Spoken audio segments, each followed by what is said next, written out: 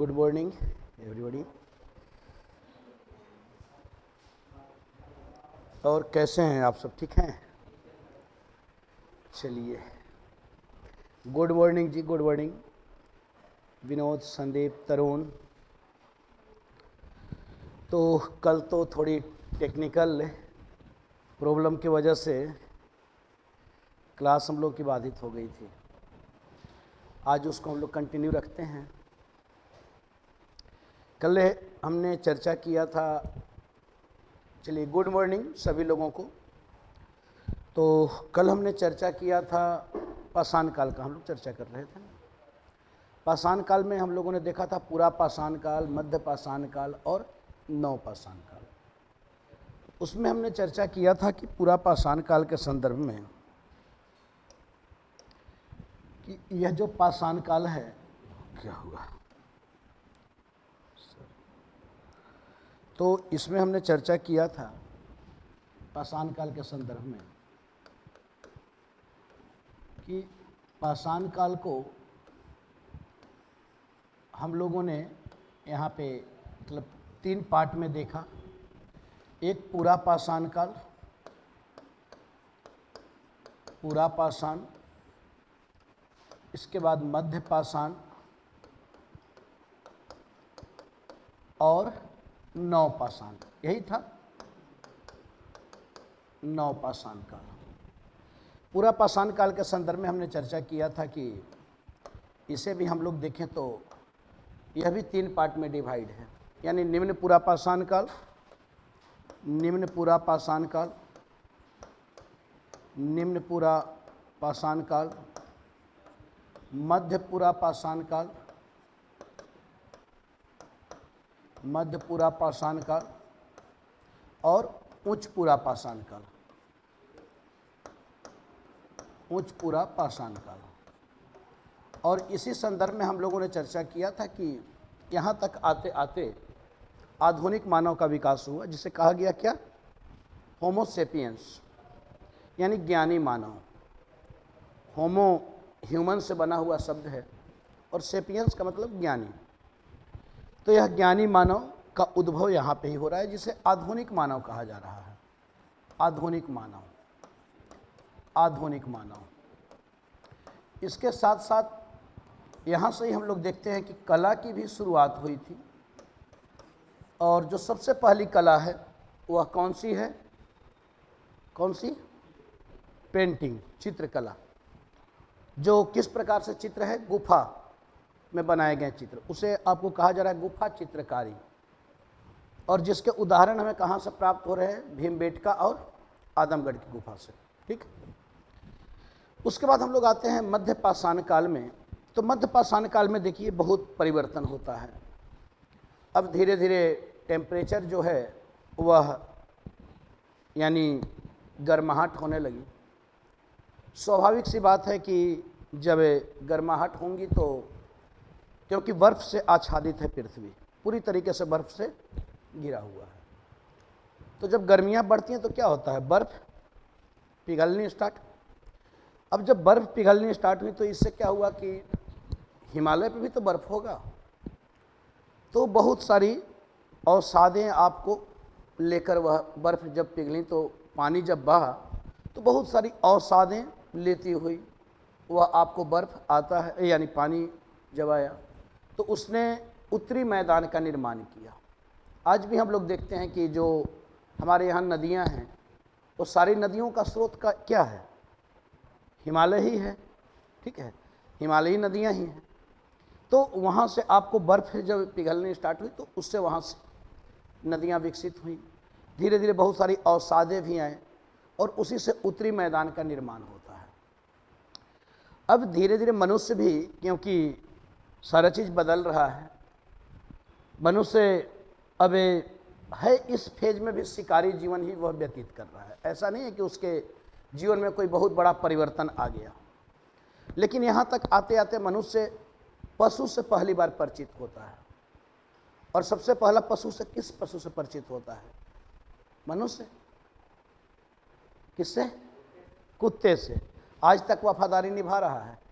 ठीक है, आज तक कम से कम कुत्ता जो है वह वफादारी निभा रहा है, बहुत पुराना मित्र है। तो शुरू से ही मनुष्य जो है वह आपको यानी पशु से परिचित होता है, और भी बहुत सारे पशुओं से परिचित होता है, थोड़ी बहुत पशुपालन भी शुरुआत हुई।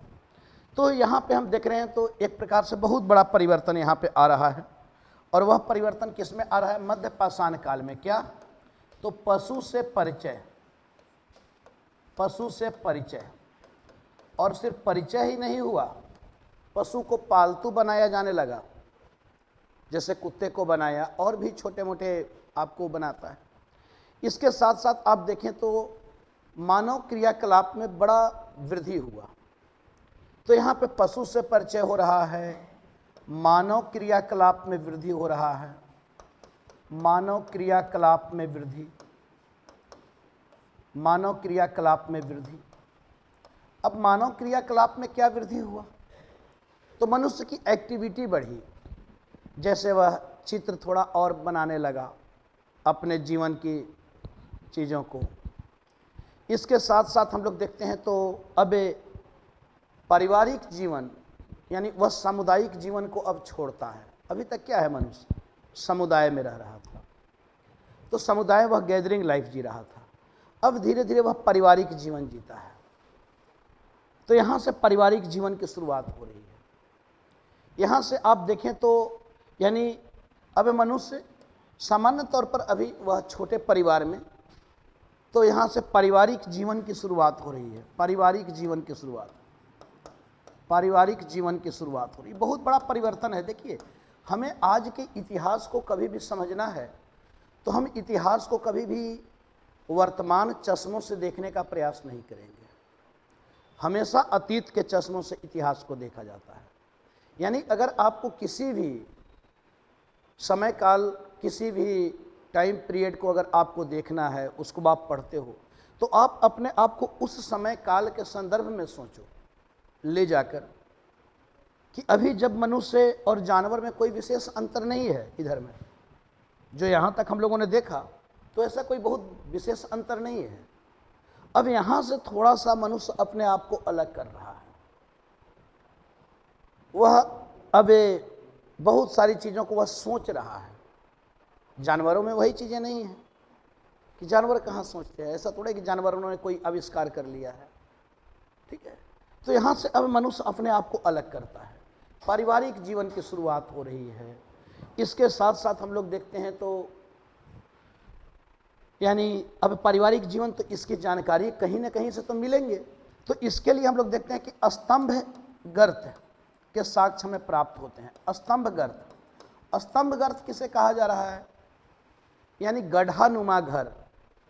तो मनुष्य अब उस तरीके से गड्ढानुमा घर में रहना शुरुआत करता है। और इसके जानकारी हमें मिलते हैं सराय नहर राय से, महदाहा से, दमदमा से। उदाहरण में आप दे सकते हैं, क्योंकि इस तरीके से प्रश्न पूछा जाता है कि स्तंभ गर्त के साक्ष्य हमें कहाँ से मिलते हैं।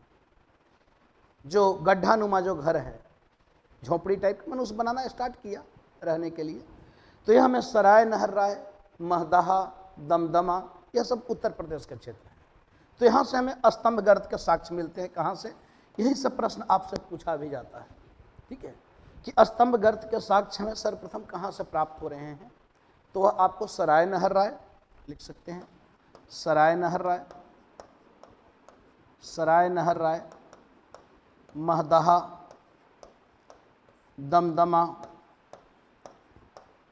ये सब उत्तर प्रदेश में ही यह स्थल है। इसके साथ साथ आप देखें तो एक और स्थल है, कहा जाता है कि इसी समय काल का एक मृदभांड भी मिला है, मिट्टी का जो बर्तन है, ठीक है, और वह मिला है चोपनी मांडो से, वह भी उत्तर प्रदेश में। तो इसी समय काल का एक मृदभांड भी हमें प्राप्त हो रहा है। वह कहाँ से? चोपनी मांडो, चोपनी मांडो, यह आपको यूपी में ही है। यानी यहाँ से क्या प्राप्त हो रहा है? मृदभांड, मिट्टी के बर्तन। अब मिट्टी के बर्तन क्यों बनाएगा मनुष्य? क्यों बनाएगा? अभी यह चाक निर्मित नहीं है। यह जो मिट्टी का बर्तन है वह हस्त निर्मित है। क्यों बनाएगा? खाने पीने के लिए। यानी बर्तन या जो भी मान लीजिए अगर उस तरीके से सामग्री रखने के लिए हम क्यों बनाते हैं, जब हमारे पास अतिरिक्त उत्पादन होगा तभी तो आप रखेंगे। पता चला खाने भर ही हो रहा है तो क्यों बनाएंगे। आप पैसा कब रखते हैं बैंक में, जब आपके पास मतलब जो सामान्य जो खर्च है उससे ज़्यादा होता है तब रखते हैं ना। अगर मान लीजिए कि पोल्ट्री बन रहा है, मृदभांड बन रहा है, तो तब बनेगा ना जब उत्पादन होने लगेगा उसको रखने के लिए और अतिरिक्त उत्पादन होगा। अब पर डे खाने के लिए तो फिर क्या रखना है, उतना ही उत्पादन हो रहा है जो पर डे हम खा ही ले रहे हैं, तो उसको क्या रखने की ज़रूरत है। उत्पादन यानी जंगली ही फसल है कुछ उस तरीके से। अभी वैसा नहीं है कि बहुत ज़्यादा कृषि फसल का उत्पादन होने लग रहा है, थोड़े बहुत गतिविधियां स्टार्ट हो रही हैं। तो अभी यहाँ पे शुरुआती चरण में हम लोग इन सब चीज़ों को देखते हैं। इसके साथ साथ आप देखें तो यहाँ पे बड़ा परिवर्तन हो रहा है। जैसे आप देखें तो मृतक संस्कार में भी परिवर्तन हो रहा है। मृतक संस्कार में क्या परिवर्तन हो रहा है, तो मृतक संस्कार में आप देखें तो अब जो डेड बॉडी है उसको खाद्य सामग्री के साथ दफनाया जा रहा है। तो कहीं ना कहीं अगर खाद्य सामग्री के साथ जब दफनाया जा रहा है तो यह कहीं ना कहीं लोकोत्तर जीवन में विश्वास बढ़ रहा है। लोगों को पता चल रहा है कि भाई इस जीवन के बाद भी अगला जीवन है। तो एक डेवलप हुआ, सोच डेवलप हुआ, यानी इस लोक के बाद भी कोई दूसरा लोक है, तो उस जीवन की शुरुआत यहाँ पे हो रही है, यानी लोकोत्तर जीवन की बात की जा रही है। तो मृतक संस्कार में भी परिवर्तन देख रहे हैं। अभी तक यह चीज़ें हम लोग नहीं देखते थे। अभी तक क्या था कि जो मृतक होते थे उनको ऐसे ही आपको रख दिया जाता था, उनसे कोई विशेष वो नहीं था। लेकिन अब यहाँ पे मृतक संस्कार में परिवर्तन, क्योंकि उनके साथ साथ जो खाद्य सामग्री है, जो हथियार है, उनका जो पत्थर का ही हथियार है, तो उस हथियारों को भी मृतक संस्कार के साथ रखा जा रहा है। यानी कहीं ना कहीं उनको एक दूसरे जीवन में भी भरोसा बढ़ रहा है। तो इस प्रकार से अच्छा, इसके साथ साथ आप देखें तो यह जो समय काल है, यह समय काल जैसे कहा जाता है कि इस समय काल में एक और बड़ा परिवर्तन होता है, और वह परिवर्तन होता है कि मनुष्य के द्वारा प्रक्षेपास्त्र तकनीक का विकास किया जाता है।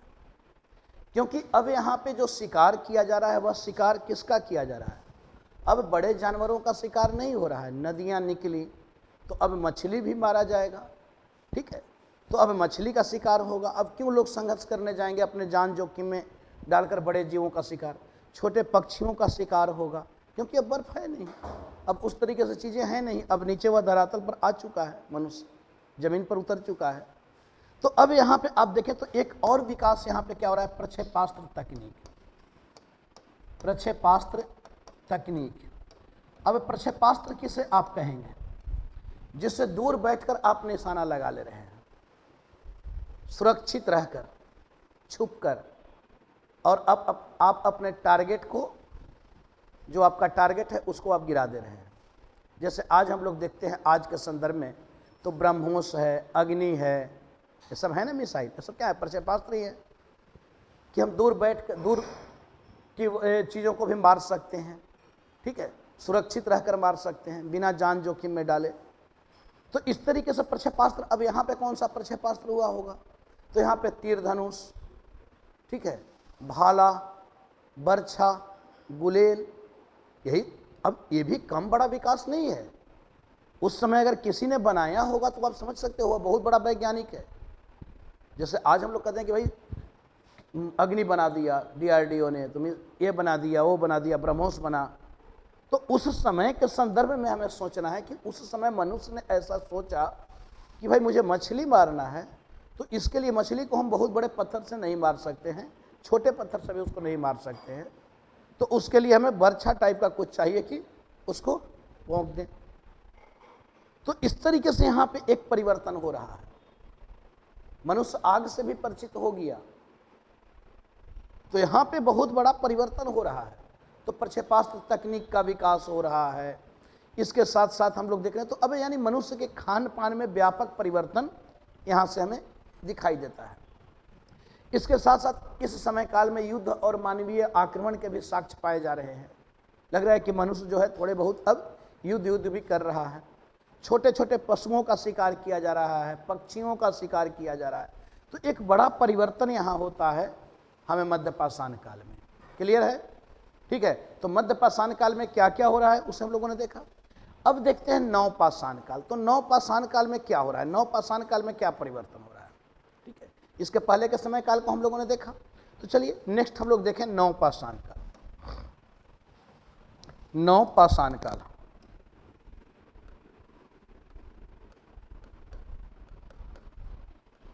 नव पाषाण काल। अब यह नव पाषाण काल जो है, इस नव पाषाण काल को आप देखें तो सबसे पहले यह जो इसे कहा जा रहा है, जैसे इंग्लिश में कहा जाता है न्यूलिथिक एज। तो यह जो नव पाषाण शब्द है, इस शब्द को किसने दिया? तो यह सर जॉन लुबाब ने 1865 ईस्वी में उन्होंने अपनी एक किताब लिखी थी प्री हिस्टोरिका टाइम्स। तो सर जॉन लुबाब ने सबसे पहले इसे नव पाषाण कहा। ठीक है, यानी यह भी है पाषाणिक चरण ही, लेकिन इस नव पाषाण काल को हम लोग देखें तो इसका दो फेज है।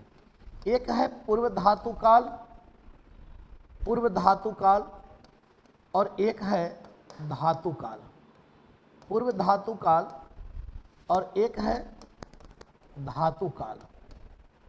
यह नव पाषाण काल में ही सब कुछ हो रहा है। पूर्व धातु काल यानी यहाँ पे क्या है? तो यहाँ पे पाषाण ही है, औजार। लेकिन यहाँ पे हम देख रहे हैं तो यहाँ पाषाण के साथ साथ क्या हो जा रहा है? एक धातु से भी मनुष्य परिचित हो जा रहा है। और वह धातु कौन सा है? वह है, मनुष्य सबसे पहले किस धातु से परिचित हुआ? किससे? तांबा से। तो इसे हम लोग कह रहे हैं जो धातु काल, इसे क्या कह रहे हैं? ताम्र पाषाण काल। ताम्र पाषाण काल। अब इसे ताम्र पाषाण क्यों कहा जा रहा है? तो मनुष्य पत्थर के साथ साथ तांबे का भी उपयोग करने लगा। अब तांबा कोई वैसा मजबूत धातु तो था नहीं जिससे किसी की हत्या की जा सकती है। ठीक है, तांबे से किसी को मार सकते हैं क्या? तो यानी मनुष्य अब एक पहली बार किसी धातु से वह परिचित होता है, और वह है कॉपर। तो इसे हम लोग कह रहे हैं ताम्र पाषाण काल, कैलकोलिथिक एज। अच्छा, दूसरी चीज हम लोग देखें तो जैसा कि हमने अभी चर्चा किया कि इसे नव पाषाण क्यों कहा जा रहा है, और नव पाषाण का नाम सबसे पहले इसका नामकरण किसने रखा? तो सर जॉन लुबाक ने। किसने इसका नाम दिया? Sir John लुबाक। Sir John लुबाक। और सर जॉन लुबाक की एक पुस्तक है जो है pre Historica times. Pre Historica, pre Historica times, और यह लिखी गई 1865 ईस्वी में, जिसमें सबसे पहले नव पाषाण काल के विषय में यानी न्यूलिथिक शब्द का उपयोग किया गया। यानी पत्थर उपकरण में यहाँ पे हम क्या देखते हैं कि यहाँ पे जो पूर्व धातु काल है, तो यहाँ पे पत्थर उपकरण में हम लोग देखें तो पत्थर उपकरण में परिवर्तन हो रहा है मुख्यतः पत्थर का ही। लेकिन पत्थर उपकरण में आप देखेंगे कि यहाँ पे पत्थर के उपकरण में, पत्थर के औजार में कुशलता आपको दिखाई देगी। औजार में कुशलता, तो पत्थर के औजार ही हैं, लेकिन उस औजार में थोड़ा कुशलता दिखाई दे रहा है। वह थोड़ा छोटा है, नुकीला है, धारदार है। और जो उपकरण हैं, जो टूल्स हैं, जो औजार हैं, वह औजार क्या हैं? तो यह औजार पॉलिश की हुई हैं। औजार पॉलिश हैं, यानी उसको थोड़ा सा वो किया गया। पॉलिश मतलब अब ऐसा नहीं कि लाल पीला हरा कुछ बना दिया जाएगा, थोड़ा उसको चिकना किया गया है, धारदार किया गया है। ठीक है, तो यहाँ पे हम लोग देखते हैं तो इस तरीके से परिवर्तन। अच्छा, यहाँ पे आप देखें तो नव पाषाण काल, इसमें आपको बड़ा परिवर्तन होता है। परिवर्तन क्या हो रहा है? तो कृषि कार्य की शुरुआत हुई। एग्रीकल्चर सबसे पहले किस काल में आ रहा है? नव पाषाण काल में ही। तो कृषि की शुरुआत हो रही है। पशुपालन का शुरुआत हो रहा है। पशुपालन जो है, ऐसे पशुपालन के विषय में कहा जाता है कि सबसे पहले पशुपालन का जो साक्ष्य जो पाया जा रहा है वह आपको मेहरगढ़ से पाया जा रहा है, ठीक है, मेहरगढ़ से पशुपालन का, और 7000 ईस्वी पूर्व का है जो मेहरगढ़ से पशुपालन के जो साक्ष्य पाए गए हैं। मेहरगढ़ अब भारत में रहा नहीं, पाकिस्तान में है। तो मेहरगढ़ से सबसे पहले पशुपालन के साक्ष्य में प्राप्त होते हैं। इसके साथ साथ आप देखें तो कृषि के साक्ष्य जो है वह पहले भी कहा गया कि कृषि भी आपको मेहरगढ़ से ही मिला, जहाँ से गेहूं और जौ की खेती, सबसे पहले गेहूं की खेती की जा रही है और जौ की खेती। जौ जो है जिसे यौ बोला जाता है, जो एक प्रकार के जंगली किस्म के गेहूं उसे माना जा रहा है। तो यहाँ पे यौ की खेती हो रही है, गेहूं की खेती हो रही है, इसके साक्ष्य भी हमें प्राप्त हो रहे हैं कि गेहूं और जौ की खेती के साक्ष्य। लेकिन वर्तमान शोध जो है वह वर्तमान शोध यह बतलाता है कि नहीं, सबसे पहले कृषि का जो साक्ष्य मिलता है वह कोल्डिहवा से मिलता है। वर्तमान शोध अब आपको कोल्डिहवा माना जाता है उत्तर प्रदेश में, ठीक है। हाँ, कोल्डिहवा कृषि कार्य यानी लहुरा देव, वर्तमान शोध जो है लहुरा देव, यह आपको कहा जा रहा है। लहुरा देव आपको मिर्जापुर के पास में है, लहुरा देव।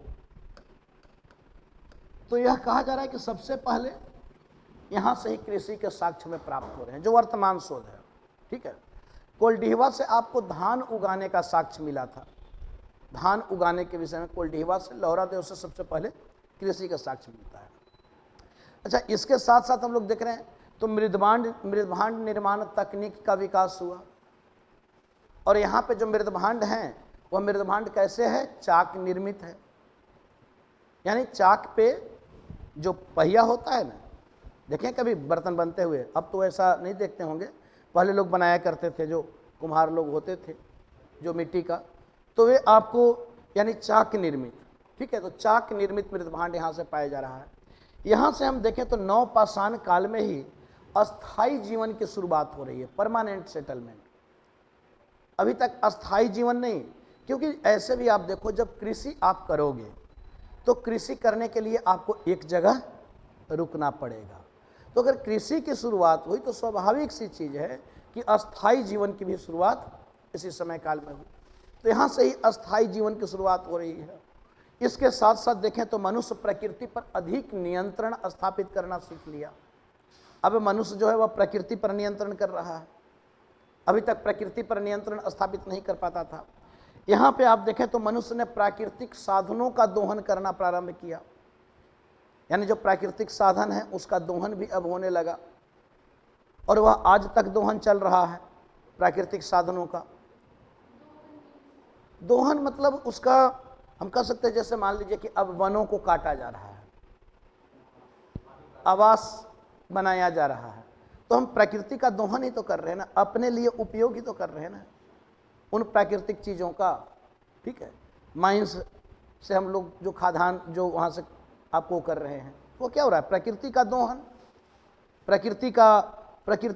प्रकृति से जो वस्तुएं हैं उसको हम अपने अनुरूप उसको बना ले रहे हैं, ठीक है। तो यहाँ से हम देखते हैं तो यहाँ से प्रकृति का दोहन भी प्रारंभ होता है। इसके साथ साथ आप देखें तो धर्म और समाज के क्षेत्र में नई नई अवधारणाएं यहाँ से स्थापित होने लगी, वो सब नवपाषाण काल में हो रहा है। तो धर्म और समाज के क्षेत्र में क्या, तो मरणोपरांत जीवन में विश्वास होने लगा। लोगों को लगा कि नहीं भाई, आदमी मरता है तो उसके बाद भी जीवन है, ठीक है। तो कहीं ना कहीं पुनर्जन्म वाला कॉन्सेप्ट आया, तो मरणोपरांत जीवन में हम लोग विश्वास करने लगे। अभी तक ऐसा कुछ विश्वास नहीं था। आत्मा के देहांतरण यानी आत्मा के जो ट्रांसफर है, परिवर्तन, उसमें विश्वास करने लगे कि आत्मा जो है वह फिर ट्रांसफर होता है, दूसरे जीव में चला जाता है। तो इस तरीके का जो कॉन्सेप्ट है धर्म के संदर्भ में, तो यह पहली बार मनुष्य इसी नवपाषाण काल में हमें यहाँ पे दिखाई दे रहा है। इसके साथ साथ आप देखें तो कुछ मनोरंजन के साधन भी, जैसे नृत्य, गान, आखेट मतलब वही शिकार करना, तो यह सब मनोरंजन का ही साधन था। वैसा तो था नहीं कि वहाँ पे जाकर कोई मूवी देखेगा मनोरंजन के रूप में, ठीक है। तो वह चीज़, लेकिन अपने समाज में, अपने परिवार के बीच थोड़ा बहुत नृत्य उर्त होने लगा, गान संगीत होने लगा, गाने लोग लगे। उसके साथ साथ आप देखें तो लोग शिकार करने जा रहे हैं, वह भी आपको इंटरटेनमेंट का ही साधन हो गया था कि भाई कुछ नहीं, खाली बैठे हो, चलो शिकार करते हैं, ठीक है। तो अभी एक मनोरंजन हो गया था। जैसे अब खाली बैठे होते तो चलो पहाड़ की ओर चलते हैं, घूमते हैं, थोड़ा होता है ना, तो क्यों, मनोरंजन के लिए। कि भाई अब बहुत ऊब चुके हैं काम करते करते, चले अब पहाड़ की ओर, वहाँ जाते हैं, थोड़ा सा घूमेंगे, दूसरे देश चले गए, घूमेंगे थोड़ा। तो यह एक प्रकार से क्या हो रहा है, मनोरंजन का साधन। तो यहाँ पे हम लोग देख रहे हैं, तो यहाँ पे बहुत बड़ा परिवर्तन होता है, और यह नवपाषाण काल में ये सारे परिवर्तन हो रहे हैं। क्लियर है? तो नवपाषाण काल में क्या क्या परिवर्तन हुआ, एक चीज़ें आप लोग और यहाँ पे थोड़ा सा देख लेंगे। जैसे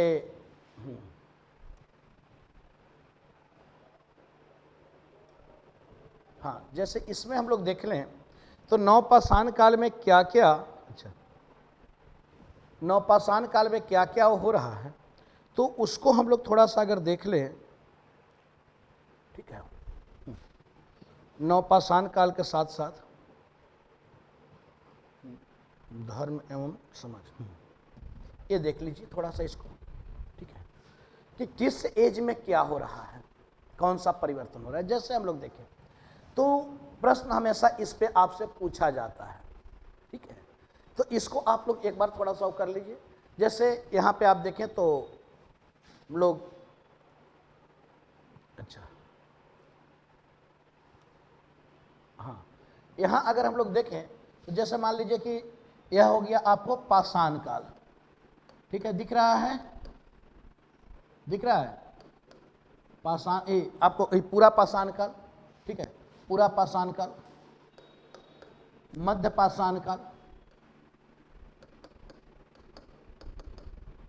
और नवपाषाण काल, नवपाषाण काल। अब जैसे आग का आविष्कार, तो आग का आविष्कार कब हुआ? पूरा पाषाण काल में आग है? नहीं है। मध्य पाषाण काल में मनुष्य आग से कब परिचित हुआ? तो मध्य पाषाण काल में।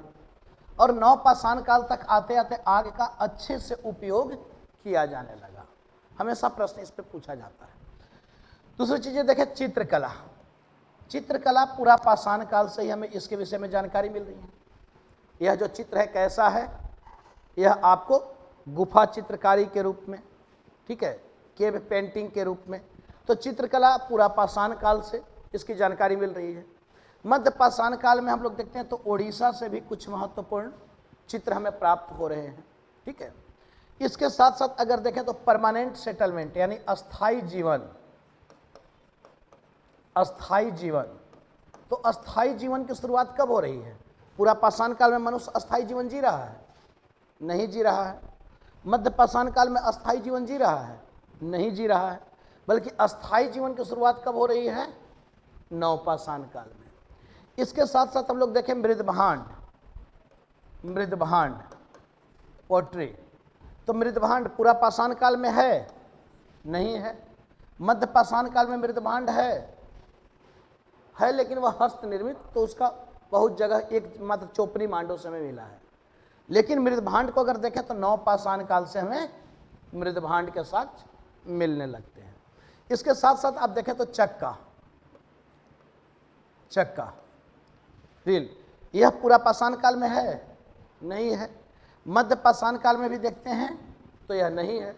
लेकिन नवपाषाण काल में चक्के का आपको विकास हुआ और उसी पे मृदभांड बनाया जा रहा है। अच्छा, पशुपालन को अगर हम लोग देखें तो पशुपालन, पशुपालन कब है? पूरा पाषाण काल में है? नहीं है। मध्य पाषाण काल में मनुष्य किससे परिचित? तो मध्य पाषाण काल से पशुपालन की शुरुआत हुई। सर ये पीडीएफ प्रोवाइड कराई जाए। अच्छा चलिए, वो तो नोट्स भी दिया हुआ है, बाकी इन चीज़ों को थोड़ा सा आप लोग लिख लीजिए तो ज़्यादा अच्छा रहेगा, ठीक है। नेक्स्ट हम लोग देखें, या तो फिर स्क्रीनशॉट ले लीजिए, मैं हट जा रहा हूँ थोड़ा सा, ठीक है, स्क्रीनशॉट भी आप ले सकते हैं, तो स्क्रीनशॉट ले सकते हैं इसको। तो पशुपालन, पशुपालन को अगर हम लोग देखें तो पशुपालन आपको यानी मध्य पाषाण काल में, नवपाषाण काल तक आते आते आपको बहुत सारे पशुओं को पालतू बनाया जाने लगा, कैटल, सीप, गॉट, ठीक है। तो इन सभी पशुओं को भी आपको पालतू यहाँ पे बनाया जाने लगता है। अगर जीवन की बात की जाए तो जीवन कैसा है, ठीक है, जीवन कैसा है? अगर देखा जाए पूरा पाषाण काल, तो पूरी तरीके से चाहे वह पूरा पाषाण काल हो, मध्य पाषाण काल हो या नव पाषाण काल हो, मनुष्य का जीवन कैसा है? हंटिंग लाइफ है, यानी मनुष्य शिकारी जीवन ही व्यतीत कर रहा है। ठीक है, तो कैसा है? शिकारी जीवन। शिकारी जीवन अगर देखा जाए मनुष्य रहता कैसा है, कैसे है, तो गैदरिंग यानी समुदाय में। तो समुदाय में वो हम कहाँ तक देखते हैं कि सामुदायिक जीवन, तो पूरा पाषाण काल में मनुष्य कैसे रह रहा है? वह समुदायों में रह रहा है। मध्य पाषाण काल में मनुष्य कैसे रह रहा है? समुदायों में ही रह रहा है। लेकिन नव पाषाण काल में हम देखते हैं तो नव पाषाण काल तक आते आते वह सामुदायिक जीवन नहीं है, बल्कि पारिवारिक जीवन, अस्थाई जीवन की शुरुआत। तो यहाँ पे हम देख रहे हैं तो अस्थाई जीवन की शुरुआत हो गई, अस्थाई जीवन की शुरुआत हो गई। इसके साथ साथ आप देखें तो खाद्य संग्राहक, फूड कलेक्टर, तो मनुष्य क्या है? अब खाद्य यानी पूरा पाषाण काल में क्या है? तो वह खाद्य संग्राहक है, यानी सिर्फ वह अभी उत्पादन नहीं कर रहा है, अभी वह खाद्य पदार्थों का संग्रह कर रहा है। जैसे जानवरों का ही शिकार कर रहा है, कंदमूल फल फूल, तो उसका संग्रह कर रहा है, इकट्ठा कर रहा है। मध्य पाषाण काल में भी मनुष्य कैसा है? वह खाद्य संग्राहक ही है, यानी जो भी खान पान की जो चीज़ें हैं उसका वह संग्रह ही कर रहा है, इकट्ठा कर रहा है। लेकिन नव पाषाण काल में हम लोग देखते हैं तो मनुष्य अब खाद्य संग्राहक से क्या हो गया? खाद्य उत्पादक हो गया, यानी अब वह उत्पादन करने लगा। तो यहाँ हम लोग देख रहे हैं तो खाद्य उत्पादक, खाद्य उत्पादक एक बहुत बड़ा परिवर्तन है। तो अब मनुष्य खाद्य उत्पादक हो गया। अब खाद्य उत्पादक हुआ तो स्वाभाविक सी बात है कि अतिरिक्त उपज होगा, अतिरिक्त उपज होगा तो फिर व्यापार होगा, व्यापार होगा तो फिर शिल्प का विकास होगा, यानी अलग अलग पेशे को लोग अपनाएंगे। कोई पता चला उत्पादन में भागीदारी निभाएगा तो कोई व्यापार में भागीदारी निभाएगा। ठीक है, तो इस तरीके से अब ऐसा नहीं कि यह चक्का जो बना तो यह चक्का केवल आपको बर्तन बनाने का ही काम नहीं कर रहा है, मृदभांड का ही निर्माण केवल इस चक्के के द्वारा नहीं किया जा रहा है, बल्कि इसी चक्के से आप देखें तो परिवहन के साधन भी विकसित हुए होंगे। अब चक्का बन गया, पहिया बन गया, तो उस पहिए को जोड़ा भी गया होगा पशुओं में, तो उससे यातायात के साधन भी। तो अब एक स्थान से दूसरे स्थान भी मनुष्य अपने वस्तुओं को लेकर वह जा सकता है। तो नव पाषाण काल तक आते आते यह बड़ा परिवर्तन होता है। जो हम लोग पढ़ते हैं कि सिंधु घाटी सभ्यता, तो सिंधु घाटी सभ्यता के क्या नहीं दिख रहा है? क्या कौन सा बताइए, मैं बोल दूंगा। ठीक है, हो गया, इसे आप लोग बना लिए इसे, क्योंकि अगर इसे आप लोग ध्यान रखेंगे, याद रखेंगे। हाँ,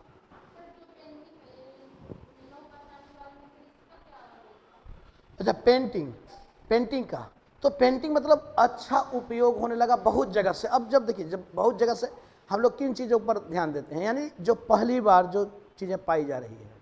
ठीक है, अब कोई भी चीज़ अगर सर्वसुलभ हो तो उसका कोई चर्चा करता है। अब ईश्वर मान ले, पता चला कि आपके ईश्वर आपके साथ हों, तो उस ईश्वर की वैल्यू रह जाएगी, रहेगी। पता चला आप भी ईश्वर को लेकर बैठे हुए हैं, चलो थोड़ा सा, चलो क्लास चलते हैं, हमारी कुछ मदद कर देना, याद करवा देना, तो उस ईश्वर की वैल्यू रह जाएगी? नहीं रहेगी। तो जो चीज़ें दुर्लभ है उसी का लोग कद्र करते हैं ना। जो चीज़ें आसानी से मिल जाए उसका कौन सा वैल्यू है? वैल्यू तो उसका है जो चीज़ें आसानी से प्राप्त ना हो। ठीक है, कद्र तो उसका किया जाता है। ठीक है, मूल्य तो उसी का है। अब जो चीज़ें सर्वसुलभ है उसका क्या मूल्य है? भाई ये तो जाएंगे खरीद लेंगे, मिल जाएगा, आसानी से मिल जा रहा है। नहीं मिलता है तब लोग भागा भागी करते हैं। ठीक है, तो यहाँ तक आते आते अब पेंटिंग जो है, चित्रकला, वह सर्वसुलभ हो गया। ठीक है, अच्छा, सबसे नीचे क्या है? यह है जैसे, हाँ, इसमें जैसे मैंने लिखा है तरुण, अच्छा कौन सा आपको नहीं दिख रहा है? चलिए, फूड कलेक्टर दिख रहा है? नहीं दिख रहा है? अच्छा, कोई बात नहीं, मैं बोल दे रहा हूँ। जैसे हाँ, यहाँ पे हंटिंग लाइफ मैंने बतलाया, हाँ यहाँ से दिख रहा है हंटिंग। ठीक है, दिख रहा है, दिख रहा है जीवन। अब यहाँ पे हम लोग ने बतलाया हंटिंग लाइफ, यानी शिकारी, यानी मनुष्य का जीवन कैसा है। तो यहाँ पे हमने लिखा हंटिंग यानी शिकारी, शिकारी जीवन पूरा पाषाण काल में भी, मध्य पाषाण काल में भी, नव पाषाण काल में भी। यहाँ मैंने लिखा गैदरिंग यानी सामुदायिक जीवन, मनुष्य समुदायों में रह रहा है, तो वह पूरा पाषाण काल में भी, मध्य पाषाण काल में भी और नवपाषाण काल में वह सामुदायिक जीवन नहीं जी रहा है बल्कि पारिवारिक जीवन जीता है। ठीक है। हाँ, नीचे जो है फूड कलेक्टर, खाद्य संग्राहक, तो यह एक खाद्य संग्राहक, तो फूड कलेक्टर नीचे लिखा हुआ है। तो यह जो फूड कलेक्टर है, यह हम लोग देखते हैं तो पूरा पाषाण काल में भी मनुष्य खाद्य संग्राहक ही है, मध्य पाषाण काल में भी मनुष्य खाद्य का संग्रह ही कर रहा है, लेकिन नवपाषाण काल में मनुष्य खाद्य का संग्रह नहीं कर रहा है बल्कि उसका उत्पादन करने लगता है। ठीक है, चलिए तो नेक्स्ट हम लोग आगे बढ़े। अब आते हैं हम लोग कैलकोलिथिक एज, ताम्रपाषाण काल। हाँ हाँ बिल्कुल, ले लीजिए कोई ले लीजिए।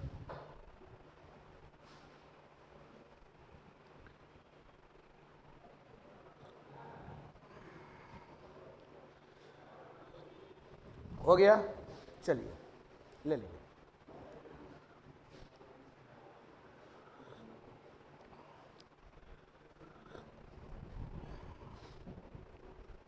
अब यही जो आप यूज कर रहे हैं, अब वही मोबाइल जब सर्वसुलभ नहीं था तो इसका इम्पोर्टेंस था, वैल्यू था, और आज के डेट में सर्वसुलभ हो गया, सभी के हाथ में, तो कोई वैल्यू रह गया?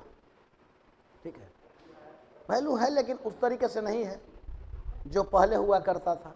ठीक है, पहले यानी आप मान सकते हैं जब 2000-2001 में जो वैल्यू हुआ करता था तो उस समय वाला अब वैल्यू इसका नहीं रहा। ठीक है, अब इसका क्योंकि यह सर्वसुलभ हो गया, आसानी से सभी के पास में है। यह अलग बात है कि किसी के पास स्मार्टफोन है तो किसी के पास साधारण है, किसी के पास एप्पल है तो किसी के पास अलग है, सैमसंग है, वो अलग चीज़ें हैं, लेकिन है तो सभी के पास में। ठीक है, तो यह हम लोग, अच्छा नेक्स्ट हम लोग देखते हैं तो कैलकोलिथिक एज, ताम्रपाषाण काल। देखिए ताम्रपाषाण काल में, क्योंकि अब यहाँ से हमने बतलाया कि ताम्रपाषाण, अब मनुष्य जो है तो ताम्रपाषाण यानी ग्रामीण संस्कृति का विकास हो रहा है। ठीक है, अब है उसे ताम्रपाषाण इसलिए कहा जा रहा है कि अभी मनुष्य जो है वह तांबे के साथ साथ पत्थर के धातुओं का भी उपयोग कर रहा है। ऐसा नहीं है कि पूरी तरीके से उसको वह छोड़ दिया है, अभी भी पत्थर का उपयोग किया जा रहा है। तो इसको थोड़ा सा हम लोग देख लेते हैं ताम्रपाषाण काल के संदर्भ में। ताम्रपाषाण काल जिसे कहा जा रहा है कैलकोलिथिक एज, तो ताम्रपाषाण काल, ताम्रपाषाण काल। अब इस ताम्रपाषाण काल में आप देखें तो जैसे यहाँ पे हम लोग देखते हैं तो इस काल को पहले ताम्रपाषाण क्यों कहा जा रहा है, यानी नवपाषाण काल के बाद की यह संस्कृति है। यानी नवपाषाण काल तक आते आते यह जो पाषाणिक संस्कृति है, यह पाषाणिक संस्कृति भारत के बहुत बड़े क्षेत्र में फैल जाता है। पहिया हो ही चुका था यातायात के रूप में, उस पहिए से गति दिया गया, बहुत बड़े क्षेत्र में आपको प्रवेश होता है। यह आपको ग्रामीण संस्कृति है, ताम्रपाषाणिक संस्कृति। अभी मनुष्य पूरी तरीके से उस पाषाणिक संस्कृति से अलग नहीं हटा है, लेकिन देखते हैं कि धीरे धीरे अब क्योंकि अस्थायी जीवन की शुरुआत हो गई, ग्रामीण बस्तियां बसने लगी, बहुत बड़े क्षेत्र में यह संस्कृति आपको फैली जो पाषाणिक संस्कृति है। अभी यह जब संस्कृति फैली तो लोग अपना कृषि उऋषि से जुड़े, खेती करना स्टार्ट किए, व्यापार करना स्टार्ट किए, थोड़ी बहुत अपना चल रहा है। लेकिन इसी ताम्रपाषाणिक संस्कृति में हम लोग देखते हैं कि कुछ प्रमुख जो ग्रामीण संस्कृतियां थीं वह अपनी विशेषताओं के लिए जानी जाती थी। अब यह जो भी ताम्रपाषाणिक संस्कृति भी है, क्योंकि बिना इसको समझे, मैं तो हमेशा कहता हूं कि आप बिना नवपाषाण काल को समझे और ताम्रपाषाण काल को समझे सिंधु घाटी सभ्यता को समझ ही नहीं सकते हो। अच्छा, दीपा ने पूछा है कि ताम्रपाषाण काल नवपाषाण काल का भाग है या नवपाषाण काल के बाद का काल है। देखो बेटा, ताम्रपाषाण काल दो चरणों में हम लोग देखते हैं। एक जो फर्स्ट फेज है वह, जैसे आप पूछ रहे हैं कि ताम्रपाषाण काल नवपाषाण काल का भाग है या नवपाषाण काल के बाद, तो यह नवपाषाण काल के बाद हो रहा है। क्योंकि नवपाषाण काल को हम लोगों ने क्या माना कि यानी 6000 ईस्वी पूर्व से लेकर और कब तक का, 3500 ईस्वी पूर्व का। तो अब धीरे धीरे क्या हुआ कि धीरे धीरे जो ग्रामीण संस्कृतियां जो विकसित हुई, यह 2 फेज में आपको हो रहा है। एक आपको यह इसीलिए ताम्रपाषाण कहा जा रहा है क्योंकि धातु के रूप में तांबा और तांबे के साथ साथ अभी पत्थर के उपकरण भी, औजार भी प्रचलन में हैं। ऐसा नहीं है कि पत्थर को लोगों ने भूल गए, उसका भी उपयोग किया जा रहा है। लेकिन यह क्या है कि अब यह गांवों में, गांवों का निर्माण होने लगता है। अब धीरे धीरे विकास हो रहा है ना। जैसे पूरा पाषाण काल तक कहाँ वह गुफा में रहता था, मध्य पाषाण काल तक आकर वह गड्ढा में रहना स्टार्ट किया, नवपाषाण काल तक आते आते, क्योंकि अचानक से तो नहीं हो जा रहा है कि आज पूरा पाषाण काल है, कल मध्य पाषाण है, अगले दिन नवपाषाण, ऐसा तो नहीं हो रहा है। एक लंबा टाइम फेज लग रहा है। तो एक लंबे टाइम फेज में यह विकास हो रहा है।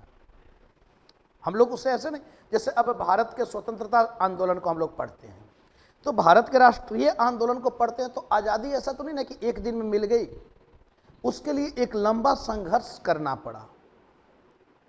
और वह संघर्ष की शुरुआत तो अगर देखा जाए तो 23 जून 1757 के बाद ही स्टार्ट हो जा रही है। वह अलग बात है कि अभी उनका जो लक्ष्य है वह उस रूप में नहीं था, सोच वैसा नहीं था, क्योंकि हम अभी अपने आप को कभी भी राष्ट्र मानते ही नहीं थे और राष्ट्र से परिचित ही नहीं थे कि राष्ट्र कहाँ किसे जाए। हम खुद विभाजित थे, धर्म के आधार पर, जात के आधार पर, वेशभूषा के आधार पर, खान पान के आधार पर, क्षेत्र के आधार पर। तो हमारे लिए राष्ट्र क्या था? जो हमारा क्षेत्र था, जो हमारा राजा था, वही हमारा राष्ट्र था। उसके बाद वाला दूसरा राष्ट्र हो जाता था। और इसलिए हम लोग देखते हैं कि 1857 की भी जो क्रांति लड़ी जा रही है, वह भी कोई उस दृष्टिकोण से नहीं कि उसे राष्ट्रीय हम मान लें कि यह एकदम राष्ट्रीयता कोई भावना से ओत-पोत होकर लोग क्रांति लड़ रहे हैं, बल्कि वो सब क्रांति जो 1857 में जो लड़ रहे हैं, सब आप देखो तो कहीं ना कहीं अपने निजी स्वार्थ के लिए लड़ी जा रही है। कुंठाएं थी सबकी। अगर ब्रिटिश उनकी बात मान लेते तो शायद वे नहीं लड़ते।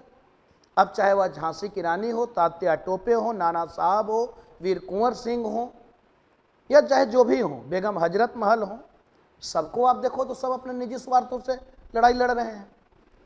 तो उस निजी स्वार्थ से लड़ने के लिए उनको हम कहते हैं कि वह राष्ट्र के लिए लड़ रहे हैं।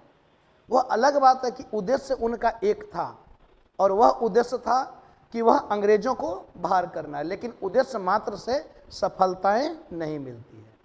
केवल हम उद्देश्य बना ले कि हमको IAS बनना है तो क्या सफलता मिल जाएगी?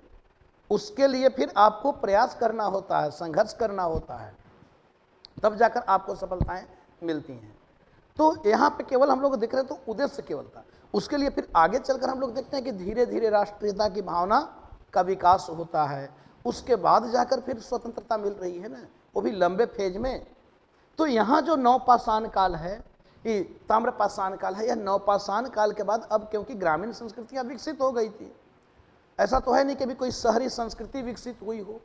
ठीक है, ठीक है दीपा, क्लियर हुआ आप लोगों का? चलिए, थैंक यू। तो अब हम लोग देखते हैं, थोड़ा मैं चाय पी लूँ, है ना। ऐसे तो मैं बहुत बार होता है कि क्लास में ऐसे ही रह जाता है चाय बोलते बोलते, और हिस्ट्री ऐसा सब्जेक्ट है कि उसमें कंटिन्यू बोलना ही है। तो देख रहे हैं आवाज़ भी चेंज होते जा रहा है। मैं हमेशा बचता हूँ, अभी इसने ठंडा पानी दे ही दिया और घर में भी मैं सब दिन गर्म पानी ही पीता हूँ, क्योंकि इसी वजह से कि आवाज़ वो ना हो जाए, क्योंकि खराश हो जाता है ना, गला छिला रहता है। दिन भर आप 7 घंटा बोलो तो उसके बाद फिर क्या बच जाता है। ये तो आप लोग का बहुत अच्छा है कि आप लोग का फर्स्ट क्लास है, तो एनर्जी फुल रहता है। शाम तक जाते जाते डाउन हो जाते हैं खुद ही। फिर लास्ट क्लास जो होती है उस वहाँ तक पहुँचते पहुँचते खुद एनर्जी डाउन हो जाती है, उस तरीके से एनर्जी नहीं रह पाता है। तो यहाँ हम लोग देख रहे हैं ताम्रपाषाण काल। और मुझे तो कभी ऐसा बोरियत लगा ही नहीं, जबकि इतने दिनों से पढ़ा रहे हैं। पता नहीं आप लोग कैसे हो जाते हैं, एक साल में आप लोगों को तो आजीवन पढ़ना भी नहीं है, और हम लोगों को तो आजीवन मतलब जब तक स्वस्थ हैं, हाथ पैर चल रहा है, खड़े हो पा रहे हैं, तब तक तो यही है, गतिविधियां यही रहेंगी। वो अलग बात है कि 2-4 साल के बाद चेयर पे बैठ के पढ़ाना पड़ेगा। लेकिन इससे अब क्या होता है कि एक मतलब अंदर से अगर क्लास ना हो तो खुद अच्छा नहीं लगता है, क्योंकि डेली की एक आदत सी बन चुकी है। और कभी मुझे वो लगता ही नहीं, मैं हर दिन सोचता हूँ कि नहीं मैं नया करने जा रहा हूँ, और पर डे मैं कुछ नई नई चीज़ों को देखते भी रहता हूँ। जब टाइम वैसा मिलता है तो मैं हमेशा नई चीज़ों को देखता हूँ कि इसमें क्या और क्या होने वाला है, उसका मैं बनाकर वीडियो भी डालते रहता हूँ। जैसे आप लोग हमारा देख सकते हैं, हमारे यूट्यूब चैनल पे भी नाम से भी ऐसे मिल जाएगा, या फिर IAS पॉइंट भी डालेंगे, IAS पॉइंट दिल्ली, तो उस पर भी आपको मिल जाता है। तो करेंट का कुछ इशू जो होता है वो मैं डालता हूँ उस पर, ठीक है। तो आप लोगों ने देखा या नहीं देखा, IAS पॉइंट दिल्ली, ठीक है। तो उस पर भी बहुत सारे मैं करेंट वेंट का कुछ कुछ चीज़ें डालता हूँ जब टाइम वैसा मिलता है। तो अभी तो टाइम ही नहीं, अभी करेंट का मैं बनाऊँगा इस बार के एग्जामिनेशन के लिए। कुछ चीज़ें जो मान लीजिए क्लास में होता है कि क्लास के टाइम में उस समय नहीं वो चीज़ें आ पाई, तो उसके बाद फिर कम से कम वो सारे बच्चे फिर उस पर जुड़ जाते हैं, तो वो देखते हैं। तो हम लोग यहाँ पे देख रहे हैं ताम्रपाषाण काल। अब ताम्रपाषाण काल में हमने बतलाया कि इस काल में हो क्या रहा है, तो तांबे और पत्थर के उपकरण पाए जा रहे हैं। तांबे के साथ साथ यानी पत्थर के साथ साथ तांबे का उपकरण, और इसी कारण इसका नाम ताम्रपाषाण पड़ा। अच्छा, इस समय काल की कुछ प्रमुख संस्कृति, जैसे देखिए हमेशा क्या होता है कि कुछ चीज़ें ऐसी होती है जो अनोखा हो, जो सभी क्षेत्र में वो चीज़ें नहीं पाई जाती है। अब इसे संस्कृति क्यों कह रहे हैं, ताम्रपाषाणिक संस्कृति? तो संस्कृति के विषय में हमने बतलाया है कि संस्कृति क्या है, निरंतर चलने वाली एक प्रक्रिया है जिसमें बदलाव नहीं होता है, और जो पहले से चली आ रही है, और जो आगे भी हमें उसी रूप में दिखाई दे रहा है।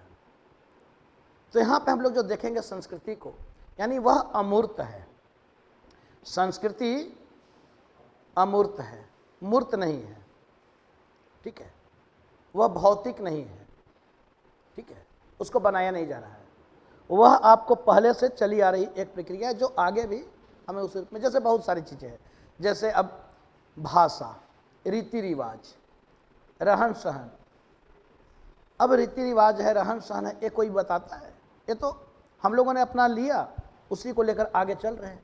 आगे हमारे भी जनरेशन उसी तरीके से उसी को फॉलो करेंगे, यही है ना। तो वह निरंतर चलने वाली एक प्रक्रिया है।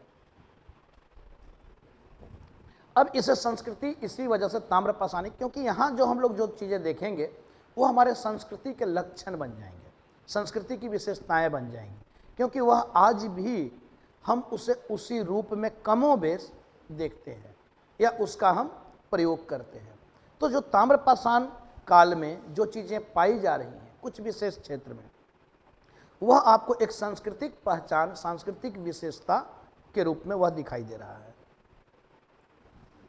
तो इसको हम लोग जो देखें ताम्रपाषाणिक संस्कृति, ताम्रपाषाण, तो जैसे हमने बतलाया कि अब नवपाषाण काल तक आते आते नदियां निकली। अब मनुष्य कहाँ रहेगा, नदी से दूर या नदी के तट पे? खेती करना है तो ऐसा तो है नहीं कि पंप वंप का साधन था, नहर था, तो उसको खेती करने के लिए कहाँ रहना होगा? मनुष्य क्यों नदी किनारे रहा? कि पीने के पानी उपलब्ध हो जाए और खेती किया जा सके। पहले तो वह बाढ़ पर नियंत्रण करना सीखा। भाई पानी आ रहा है, पानी वापस भी जा रहा, देख रहा है कि अच्छा निरंतर ऐसा हो रहा है, चलो इसी में कुछ बो देते हैं, पटाना नहीं पड़ेगा, सिंचाई नहीं करना होगा। तो वहाँ से उसका उत्पादन हो गया। धीरे धीरे वह उसमें बेड़ा लगाने लगा, बांध बनाने लगा, बांटने लगा। तो इस तरीके से आपको मनुष्य शुरुआती चरण से ही, अब यही चीज़ें हम आगे चलकर देखते हैं तो वही सिंधु घाटी सभ्यता काल तक पहुँचते पहुँचते क्या हो जा रहा है, नगरीय रूप। सब दिन गांव गांव में रहता है क्या? आज बहुत सारे ऐसे आप देखते होंगे जो आज के 10 साल पहले छोटा सा एक कस्बा था, आज वह बड़ा सा शहर का रूप हो चुका है। तो जब आपके जीवन में आपने इन चीज़ों को देखा तो यह तो बहुत लंबे समय काल की चीज़ें हैं। तो वह जो गांव था वह शहर भी तो होगा, वह बड़ा नगर भी तो होगा। जो मनुष्य उत्पादन कर रहा है वह उसका व्यापार भी तो करेगा, जो उत्पादन हो रहा है वह उत्पादन बढ़ेगा भी तो सिंधु घाटी सभ्यता काल जो कहा जाता है, प्रश्न कई बार पूछता है कि सिंधु घाटी प्रथम नगरीय सभ्यता है, तो क्या उसका अकस्मात उद्भव हुआ, यानी अचानक वह उसका उद्भव हुआ नगर के रूप में? कैसे हुआ? यही पाषाणिक संस्कृति धीरे धीरे विकास करते हुए वह नगरीय संस्कृति के रूप में विकसित हो रही है। यही चीजें आप नहीं समझ पाते हैं। आपके मतलब सामान्य तौर पर बच्चे नहीं, वो बस पढ़ते हैं अच्छा सिंधु घाटी सभ्यता, नगरीय सभ्यता, अच्छा नगर का निर्माण, उसको जोड़ नहीं पाते हैं कि यह नगर आखिर अचानक कैसे आया। अब प्रश्न पूछ देता है, विशेषकर आपको मेंस में भी पूछ देता है, वहां से यह भी पूछ देता है कि इसके नगरीय विशेषता के इनपुट। एक बार प्रश्न पूछे हुए 2018 या 19 में 18 में कि सिंधु घाटी सभ्यता के नगरीय सभ्यता के इनपुट वर्तमान समाज में क्या दिखाई पड़ते हैं, यह प्रश्न पूछा हुआ है मेंस में। आपको जीएस के पेपर में, फर्स्ट पेपर में प्रश्न पूछे हुए हैं कि उसके इनपुट क्या दिखाई दे रहे हैं, उसके साक्ष्य क्या दिखाई दे रहे हैं। तो जो भी सांस्कृतिक विशेषता है उसी को तो बताना है। अब लोग वहीं पे चक्कर खा गए कि भाई पता नहीं सिंधु घाटी सभ्यता से क्या, उसको वर्तमान सभ्यता से हम कैसे जोड़ें। अरे आप वही विषय अभी मैं बताऊंगा और उसको आप खुद लिख दोगे कि उसके क्या इनपुट पाए जा रहे हैं। वो मैं लिखवाऊंगा नहीं, खुद आप लिख दोगे। अभी जैसे ही हम लोग सिंधु घाटी सभ्यता में आएंगे, जब आप उसको समझोगे, तो यहाँ जो हम लोग देख रहे हैं ताम्र पाषाण काल, तो यहाँ पे कुछ ग्रामीण संस्कृतियाँ अपनी विशेषताओं के लिए जानी जा रही है। जैसे कुछ क्षेत्र ऐसे होते हैं, आज भी आप देखो तो कुछ क्षेत्र अपने अपने अलग प्रसिद्धि के लिए जाने जाते हैं ना। जैसे अलीगढ़ का ताला आप लोगों ने भी सुना होगा, अब उसको लिए हो या नहीं लिए हो, लेकिन यह तो दिमाग में है कि अच्छा वहाँ का ताला बहुत अच्छा होता होगा। आगरा का पेठा सुने तो होंगे ही, ठीक है। आपको बनारस की साड़ी सुने तो होंगे ही, यानी कुछ उसकी अपनी मौलिक विशेषताएं हैं। तो उसी तरीके से यहाँ जो ताम्र पाषाण काल में कुछ संस्कृतियाँ विकसित हुई, तो वह कुछ अपनी विशेषताओं को समाहित किए हुए थी, जो अन्य क्षेत्र में उस तरीके से। अच्छा, हापुड़ के पापड़, चलिए बहुत अच्छी बात है, भेज दीजिएगा। तो यहाँ पे जो हम लोग देख रहे हैं, तो कुछ अपनी इनकी अलग विशेषताएं हैं, अलग पहचान है, जो हम लोग इस ताम्र पाषाण काल में कुछ ग्रामीण संस्कृतियों में देखेंगे। अब इसमें क्या, तो जैसे एक इसमें आता है बनास या आहर संस्कृति, ठीक है। तो कौन कौन सी ताम्र पाषाणिक संस्कृति है और इनका समय काल भी आप देखें तो अलग है, ठीक है। तो बनास या आहर संस्कृति पहली, इसमें तो 3 संस्कृति का ही हमेशा प्रश्न पूछा जाता है, हम लोग उसी को देखेंगे। तो पहले बनास या आहर संस्कृति, बनास या आहर संस्कृति। अब यह क्या है बनास या आहर संस्कृति, यानी बनास क्या है? बनास क्या है? राजस्थान से कौन है? क्या है बनास? पर्वत, पठार, मरुस्थल, नदी। क्या है? नदी है। बनास नदी का आपने नाम नहीं सुना? आप तो राजस्थान से हैं, सुना है तब। हाँ, रिवर। देखिए भरत, अच्छा भरत ने बताया, ऋषभ ने बताया, बिल्कुल ठीक, ठीक है। तो यह जो बनास है वह क्या है? नदी, यह रिवर है, बनास नदी के तट पर। अब आहर क्या है? यह आहर स्थल है, ठीक है। तो यह स्थल किस नदी के तट पर? बनास नदी के तट पर। अब इसमें हम लोग देखते हैं तो आहर, बालाथल और गिलुंद, यह कुछ प्रमुख स्थल थे। कौन कौन से? इस बनास या आहर संस्कृति में आहर एक तो हो ही गया, यह क्या है? स्थल है। और किस नदी के तट पर है? बनास नदी के तट पर है, ठीक है। नदी है बनास। तो बनास नदी घाटी में एक संस्कृति विकसित हुई, जो हम लोग नवपाषाण काल के बाद जो हम लोग ग्रामीण संस्कृति की जो बात कर रहे हैं, तो यह एक संस्कृति विकसित हुई जिसमें कुछ प्रमुख स्थल है, जिसमें आहर, बालाथल और गिलुंद है, ठीक है। आहर, बालाथल और गिलुंद, यह आपको, ये सब क्या है, स्थल, जगह, ठीक है, जो बनास नदी के तट पर विकसित होते हैं। यह किस क्षेत्र में है, राजस्थान में, ठीक है।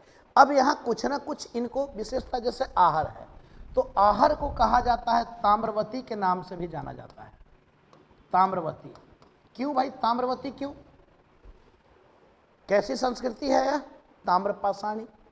अब ताम्रवती क्यों कहा जा रहा है, क्योंकि बड़े पैमाने पर यहाँ से तांबे की साक्ष्य हमें प्राप्त होते हैं, तांबे के साक्ष्य बहुत बड़े पैमाने पर मिलते हैं। तो इसलिए अब जब यहाँ से मिला आहर से, तो इस पूरे संस्कृति को क्या कहा गया, आहर संस्कृति या बनास संस्कृति। क्यों, तो यह बनास नदी के तट पर है और आहर स्थल है जहाँ से हमें बहुत बड़े ढेर तांबे के प्राप्त हुए, इसलिए इसको बनास या आहर संस्कृति के नाम से जाने जाते हैं। और इसलिए आहर को ताम्रवती के नाम से भी जाना जाता है। यह प्रश्न पूछे हुए हैं कि ताम्रवती किस स्थल को कहा गया है, किसे, आहर, ठीक है। इसी के साथ साथ देखें, जैसे इसमें अब सभी तो नहीं, बलाथल भी इसी संस्कृति का पार्ट है, यानी ये पूरे इसी बनास नदी के इर्द गिर्द इस संस्कृति विकसित हुई थी। अब एक तो इसकी अपनी विशेषता हो गई कि इतने बड़े तांबे का ढेर हमें किसी दूसरे संस्कृति में, यानी इस काल में नहीं मिल रहा है। और यह जो है 2800 से 1500 ईस्वी पूर्व की संस्कृति है, ठीक है, 2800 से 1500 ईस्वी पूर्व, यह जो बनास या आहर संस्कृति। खैर डेट देखिए, आपको डेट याद नहीं रखना है, मैं बार बार कर रहा हूँ, 2800 से 1500 ईस्वी पूर्व। आप कभी भी डेटों में नहीं उलझिएगा, इतिहास में ये भ्रामक चीज़ें फैलाई गई हैं कि बहुत सारा डेट है, कोई डेट नहीं आपको रटना है, आप पूरे इतिहास को जान जाओगे बिना किसी डेट के रटे, ठीक है। याद रखने के जरूरत नहीं है, डेट बहुत, देखिए जो महत्वपूर्ण डेट है उसको याद रखेंगे ना। ऐसे कितना डेट, आपको अपने जीवन की कितनी घटना के डेट याद है, याद है, एक बर्थडे याद होगा, दूसरा शादी होगा उसका डेट याद होगा, ठीक है, वो भी लोग कभी कभी भूल जाते हैं, सामान्य तौर पर बहुत ज़्यादा अगर वर्कलोड में है तो फिर घर में कला होता है उसके लिए भी कि अच्छा आपने भूल गए, आप भूल गए, ठीक है, तो ये सब भी झेलना पड़ता है। आमतौर पर हमारे साथ कभी कभी ऐसा हो चुका है। फिर एक बच्चों का डेट याद रहता है, इससे ज़्यादा और क्या याद रहेगा। तो इतिहास में आप क्यों समझ रहे हो कि सभी डेट हम याद रखें, जब अपने जीवन की सभी तिथि क्रम मुझे जब याद नहीं है तो मैं पूरे इतिहास के तिथि क्रम जो कहाँ स्तनपायी जीव से लेकर और आधुनिक आज के संदर्भ में देख रहे हैं, तो कहाँ से डेट उसको याद रखेंगे। तो इसलिए वैसे डेट को हमें याद ही नहीं रखना है, हाँ जहाँ पे जरूरी है उन चीज़ों को हम लोग याद रखेंगे, ठीक है। अब जैसे मैंने बताया कालक्रम के संदर्भ में पूरा पाषाण काल, मध्य पाषाण काल, नव पाषाण, वह डेट हमें याद रखना है, वह डेट हमें याद रखना है। उसके लिए कोई ऐसा नहीं कि बहुत ज़्यादा आपको दिमाग लगाना है, भाई पता है कैसे कैसे प्रारंभ से 10,000 से 6,000, 6,000 से 3500 हो तो गया, इसमें कौन सा वो है, इतना तो सामान्य तौर पर याद रहेगा ना, ठीक है। तो हमें सभी चीज़ों पे तिथि क्रम पे फंसना नहीं है, उलझना नहीं है। हाँ कुछ लोग ऐसा है जो जानबूझकर आपको ऐसे ही डेट पूछेंगे तो वो डिमोरलाइज करने के लिए पूछते हैं, उनसे हाथ जोड़ लीजिए, क्योंकि यूपीएससी आपसे नहीं पूछने वाली, उनको बोल दीजिए कि हमको पता नहीं है, ठीक है। तो वो डिमोरलाइज करने के लिए पूछते हैं, उसके बाद तभी तो साबित करेंगे कि अच्छा अभी तुम बच्चे हो, ठीक है, मैं यहाँ पे 5 साल ऐसे ही नहीं समय दिया हूँ, तो अभी तो स्टार्ट किए हो, अभी लंबा सफ़र है तुम्हारा, तो आप उनको हाथ जोड़ लीजिए कि भाई आप सफ़र में रहिए, हमको इस सफ़र से निकलना है जल्दी ही, ठीक है। तो उनका कोई अंत, भाई जो 5 साल से इस सफ़र में हैं, 6 साल से इस सफ़र में हैं, तो आप उनसे क्या उम्मीद लगा रहे हैं, आप क्यों सफ़र कर रहे हैं इतना, ठीक है। आपको बहुत अच्छा लग रहा है इसलिए आप सफ़र कर रहे हैं, हमको अच्छा नहीं लग रहा है, साल भर में निकलना है, 2 साल में निकलना है ना। तो वो कुछ लोग ऐसे होते हैं, वो आपको मिलेंगे, चाहे दुकान पे मिल जाएंगे, इधर उधर मिल जाएंगे, तो जानबूझकर टॉर्चर करते हैं जिससे कि आप उनको माने कि अच्छा ये तो बहुत जानकार आदमी है, ठीक है। तो उस पर हमें नहीं पढ़ना है। सॉरी। दूसरी चीज़ हम लोग देखें तो हाँ गिलुंद, जैसे इसी संस्कृति में एक और, अब गिलुंद से क्या है, तो पक्की ईंटों का प्रयोग के साक्ष्य यहाँ से मिलता है, पक्की ईंटों का प्रयोग यहाँ पे किया गया। तो आप समझो कि अभी बिल्कुल पाषाण काल वाला फेज ही है थोड़ा बहुत, ठीक है। धातु मिल जाने से क्या हुआ, पाषाण का उपयोग भी किया जा रहा है, लेकिन यहाँ से हमें पक्की ईंटों के साक्ष्य मिल रहा है, पक्की ईंट के साक्ष्य, पक्की ईंट के साक्ष्य। अब आप समझ सकते हो कि सिंधु घाटी सभ्यता कैसे नगरीकृत सभ्यता है। हमने नवपाषाण काल में ही बतलाया कि प्रकृति का दोहन मनुष्य ने करना स्टार्ट कर दिया। अब ईंट पकाने के लिए वह अलग बात है, चाहे वह धूप से पकी हो या फिर आग से पकी हो। तो अगर आग से पकाई जाएंगे तो उसके लिए जंगलों को काटा ही जाएगा, प्रकृति का दोहन ही होगा। तो मनुष्य ने तो प्रकृति का दोहन नवपाषाण काल से स्टार्ट कर दिया। ग्रामीण बस्तियां तभी बसेंगी ना जब जंगलों को काटा जाएगा, गांव बसाए जाएंगे, खेती के भूमि आपको अभी इनके पास काटने के वजह से कोई साधन नहीं है कि पेड़ों को ये गिरा दें, ठीक है। तो यह हम लोग देख रहे हैं, तो पक्की ईंट के साक्ष्य यहाँ से प्राप्त हो रहे हैं, ठीक है। यानी उसका प्रयोग गिलुंद के लोग किया करते थे। तो ये इसकी एक विशेषता हो गई ना कि भाई अच्छा गिलुंद, अच्छा हाँ वहाँ जैसे अब उस समय काल के आप समझो तो वहाँ के लोग पक्की ईंट का उपयोग कर रहे हैं, सामान्य तौर पर सभी जगह के लोग नहीं कर रहे हैं। तो यह इसकी विशेषता, जैसे बनारस की साड़ी है, अलीगढ़ का ताला, सभी जगह ताला बन रहा है लेकिन एक उसकी पहचान बनी हुई है। तो उस तरीके से इसकी पहचान हम लोग एक संस्कृति इसको देखते हैं। अच्छा, एक दूसरी संस्कृति है जो मध्य प्रदेश में फिर पाई जा रही है, वह कौन सी है? तो वह दूसरी संस्कृति है मालवा संस्कृति। कौन सी? मालवा संस्कृति। मालवा संस्कृति, मालवा संस्कृति, मालवा संस्कृति। अब यह जो मालवा संस्कृति है यह भी आपको किसी न किसी नदी घाटी के तट पर ही होगा। तो कौन सी नदी? मालवा संस्कृति किस नदी के तट पर, किस नदी घाटी में, बताएं जल्दी। एमपी से भी है ना, मध्य प्रदेश से, तो कौन सी नदी? जरूरी नहीं है कि अगर नहीं है तो नहीं हमको याद रखना है, ठीक है, कि वो मध्य प्रदेश वाले याद रखें, तो ऐसा नहीं करना है। कौन सी संस्कृति, किस नदी? ऋषभ, भरत, तरुण, दीपा और बाकी इधर, चलिए नर्मदा घाटी। हाँ, अभी भरत ने बतलाया नर्मदा, तो नर्मदा घाटी में, ठीक है। तो यह मालवा संस्कृति किस नदी घाटी में? नर्मदा घाटी में विकसित हुई, नर्मदा घाटी में विकसित हुई मालवा संस्कृति। अब इस मालवा संस्कृति में हम लोग देखें तो इसमें कुछ महत्वपूर्ण स्थल जैसे कायथा, इसके साथ साथ ऐरन, नौदा टोली, यह कुछ महत्वपूर्ण स्थल है। कौन कौन से मालवा संस्कृति के? तो कायथा, ऐरन, बहुत महत्वपूर्ण स्थल है ऐरन, नौदा टोली। क्यों महत्वपूर्ण है? तो इससे एक प्रश्न पूछा जाता है गुप्त काल के संदर्भ में भी। क्या प्रश्न पूछा जाता है ऐरन से? तो एक ऐरन अभिलेख है, ध्यान दीजिएगा, ऐरन अभिलेख। यह जो अभिलेख है, हाँ भरत ने सही बताया है, यह किसका है भरत? किसका अभिलेख है?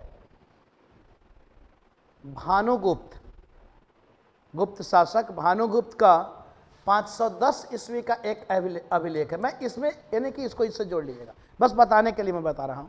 तो 510 ईस्वी का भानुगुप्त का ऐरन अभिलेख है जिसमें आपको सती प्रथा के अभिलेखीय साक्ष्य, पहली बार अभिलेख पर यह साक्ष्य प्राप्त हो रहा है। तो इसे अब पहली अभिलेखीय साक्ष्य, साहित्य में तो उल्लेख किया गया है लेकिन हम केवल साहित्य को तो ऑथेंटिक नहीं मान सकते, रामायण महाभारत में भी उल्लेख किया गया है, लेकिन सती प्रथा का पहला अभिलेखीय साक्ष्य 510 ईस्वी के भानुगुप्त के ऐरन अभिलेख से प्राप्त होता है, जिसमें एक गोपराज नामक सैनिक था। वो हम लोग पढ़ेंगे गुप्त काल में। गोपराज नामक एक सैनिक था जिसकी पत्नी सती होती है, ठीक है। तो यह आपको हूणों से लड़ते हुए तो यह भानुगुप्त का आयरन अभिलेख है।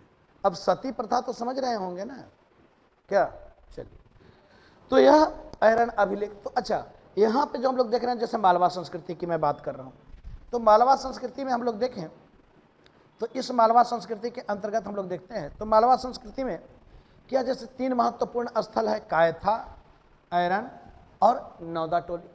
अब कायथा, आयरन, नौदा टोली, तो यहाँ से जैसे अब कुछ महत्वपूर्ण यह भी है। यह महत्वपूर्ण क्यों है? इसका समय काल ऐसे तो 2450 से लेकर 1700 ईस्वी पूर्व तक का है, लेकिन उस समय काल में नहीं। जैसे आप देखें तो नौदा टोली, अब नौदा टोली से अनाज के साक्ष्य मिलते हैं, अनाज के साक्ष्य, ठीक है, यहाँ से हमें अनाज के साक्ष्य मिले हैं, अनाज के साक्ष्य, अनाज के साक्ष्य। मैं स्थल इसलिए बस बतला रहा हूँ क्योंकि पूछ देता है, मान लीजिए पूछ दे कि बालाथल ताम्रपाषाण के किस संस्कृति को दर्शाता है, अब दे देगा आहार संस्कृति, मालवा संस्कृति, ठीक है, उसके बाद दैमा आपको जौरवे संस्कृति, तो इस तरीके से भी तो दे सकता है। तो स्थल भी आपको याद रखना है कि किस संस्कृति में कौन कौन से महत्वपूर्ण स्थल थे। तो जैसे यहाँ से हमें अनाज के साक्ष्य मिल रहा है, इसके साथ साथ आप देखें तो यह जो पूरे मालवा संस्कृति है, चाहे कोई भी क्षेत्र हो, इस पूरे मालवा संस्कृति की एक अपनी विशेषता है। क्या है इसकी विशेषता?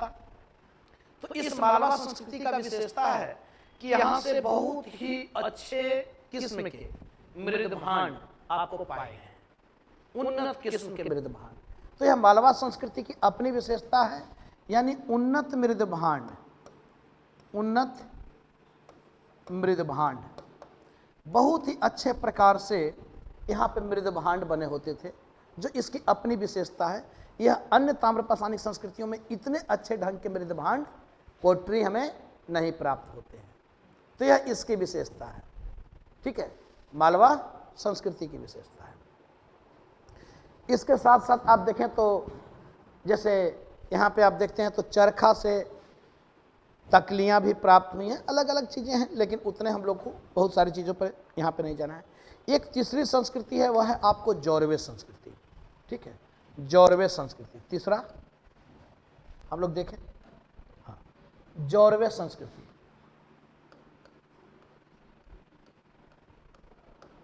जौरवे संस्कृति, यह भी ताम्रपाषाणिक संस्कृति है, जौरवे संस्कृति।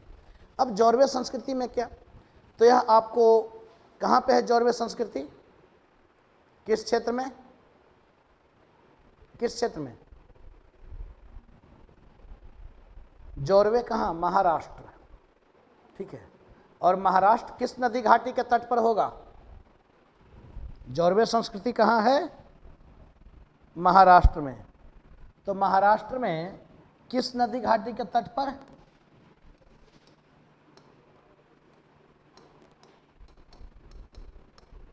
महाराष्ट्र में किस नदी घाटी? कौन सा? गोदावरी है ना, गोदावरी नदी के तट, ठीक है। तो यह जौरवे संस्कृति गोदावरी नदी के तट पर विकसित है, गोदावरी नदी के तट पर, यानी हाँ, भारत ने गोदावरी बतलाया है, ठीक है।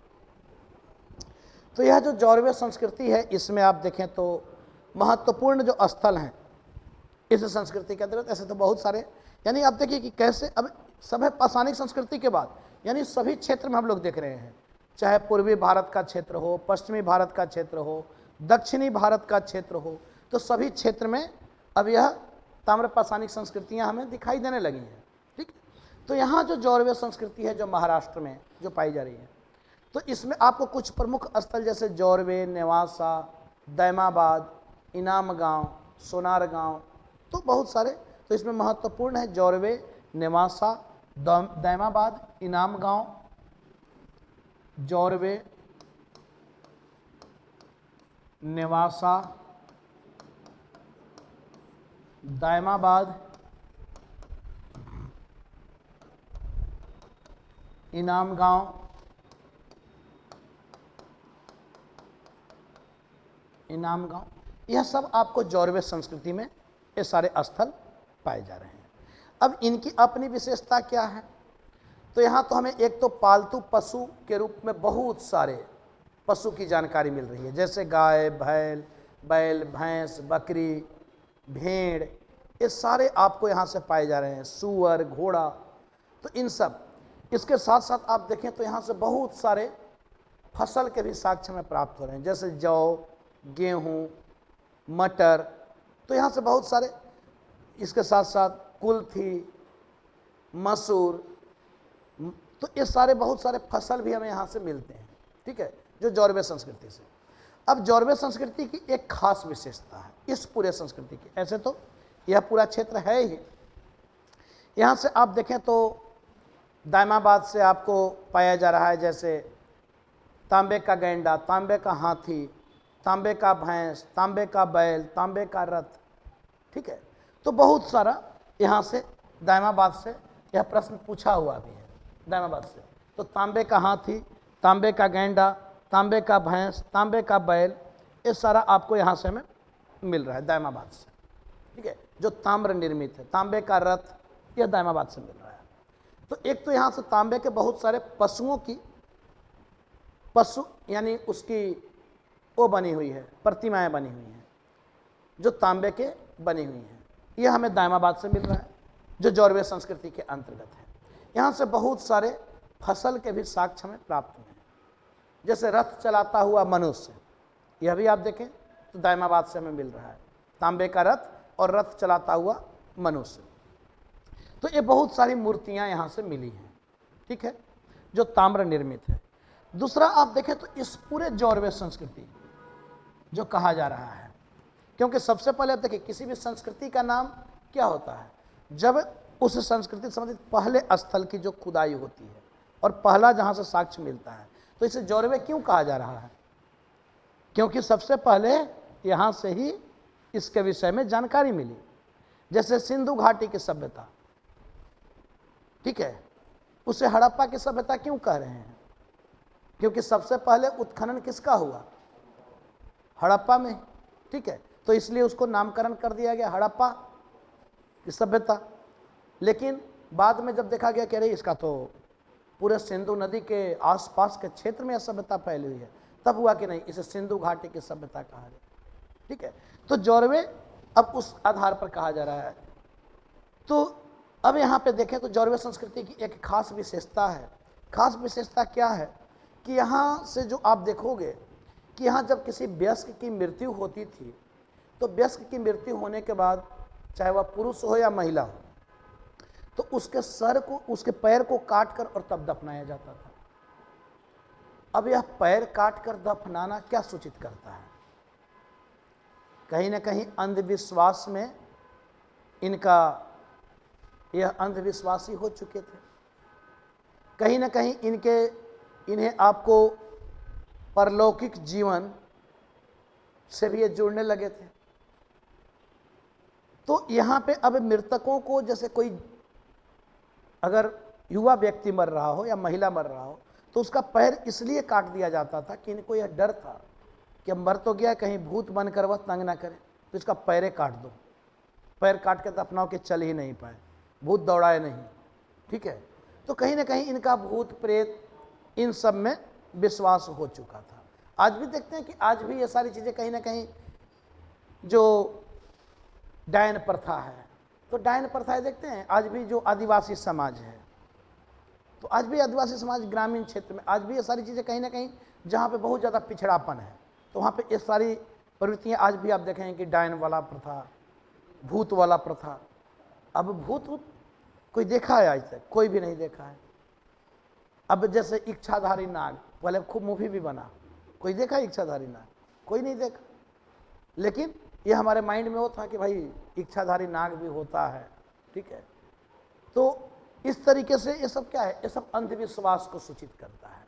तो यह जो जौरवे संस्कृति है, जौरवे संस्कृति में इसी अंधविश्वास को हम लोग देखते हैं, जो यहाँ से हमें पाया जा रहा है पूरे जौरवे संस्कृति के अंतर्गत, कि यहाँ जब भी कोई युवा व्यक्ति की मृत्यु होती थी, तो उसके मृत्यु होने के बाद उसके पैर को काट कर दफनाया जाता था। अब देखिए पूरे ताम्रपाषाणिक संस्कृति में केवल यह जो प्रथा है, यह कहाँ पाया जा रहा है? सिर्फ महाराष्ट्र में। तो महाराष्ट्र में पाया जाता, तो इसकी अपनी एक विशेषता है ना, कि यहाँ से जो साक्ष्य मिले उसमें सभी को देखा गया कि भाई मृतकों का पैर क्यों काटा हुआ है। अब पैर काटा हुआ यानी कहीं ना कहीं हम अब इतिहास के आज के समाज से उसको जोड़ा गया कि अच्छा वे अंधविश्वासी थे, कहीं ना कहीं भूत प्रेत में उनका विश्वास था, इसीलिए पैरों को ये काटा करते थे। तो यह इस संस्कृति की एक विशेषता है जो इनके अंधविश्वास का प्रमाण देता है। सभी ताम्रपाषाणिक संस्कृतियां जो हैं, यह ध्यान रखना है, कोई नगरीय संस्कृति नहीं है। सभी ताम्रपाषाणिक संस्कृतियां कैसी संस्कृति हैं? ये सभी ताम्रपाषाणिक संस्कृतियां ग्रामीण संस्कृति को दर्शाती हैं। यहाँ पे आप देखें तो इस ताम्रपाषाणिक संस्कृति में, जैसे अगर धर्म की बात की जाए तो मातृ देवी की मूर्तियां भी मिली है, मातृ देवी की प्रतिमाएं भी मिली है। तो ये मातृ देवी की उपासना किया करते थे। इससे पता चलता है कि समाज कैसा होगा, मातृ सत्तात्मक समाज रहा होगा। जनजातियों में ऐसे भी मातृ सत्तात्मक समाज। अब मातृ सत्तात्मक समाज किसको कहा जाता है? माता की सत्ता हो। आज ऐसा कोई समाज है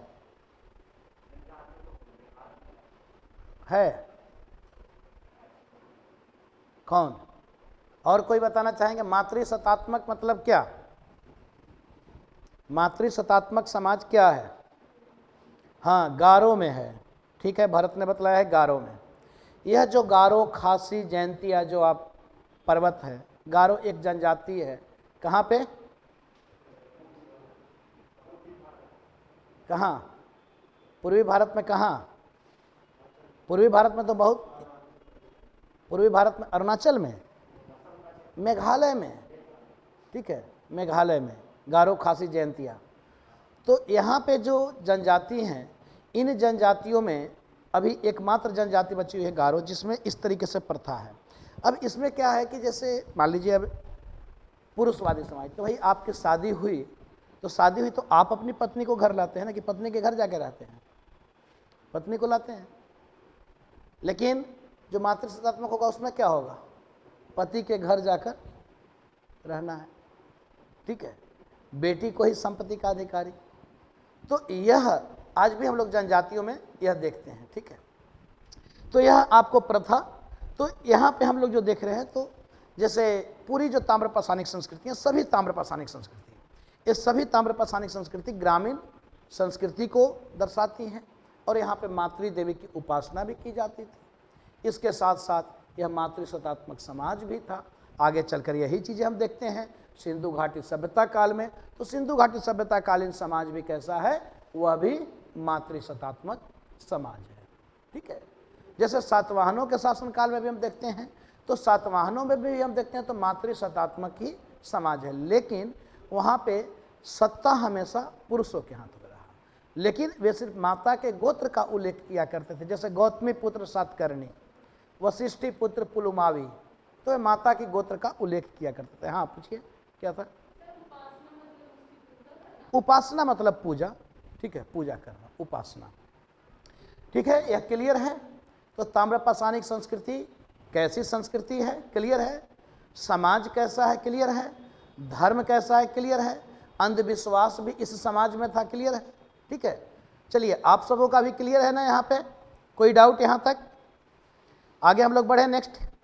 चलिए, बहुत अच्छी बात।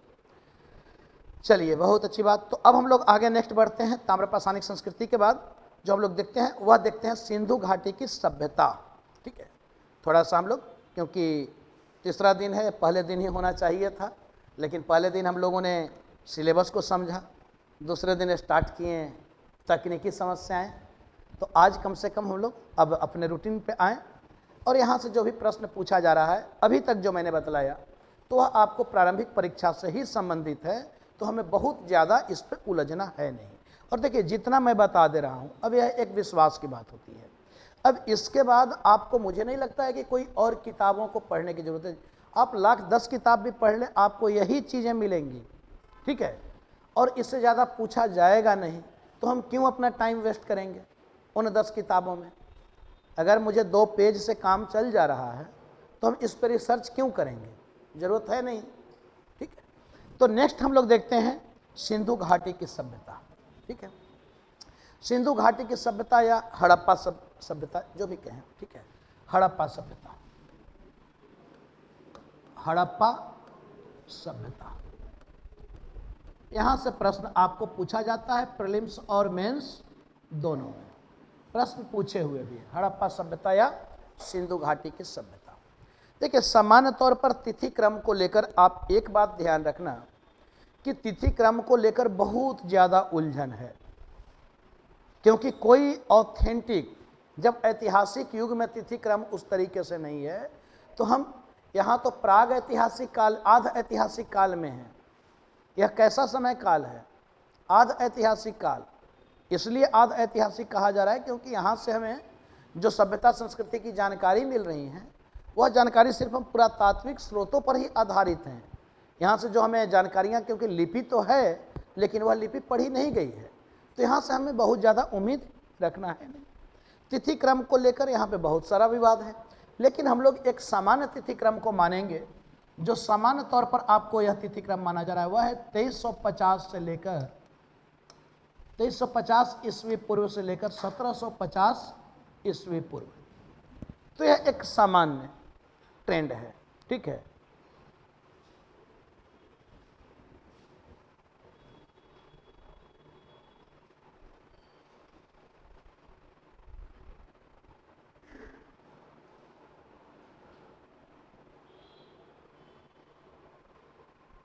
सर, जो आप पढ़ा रहे हो क्या उसे नोटबुक में लिखें या सिर्फ कॉन्सेप्ट समझें?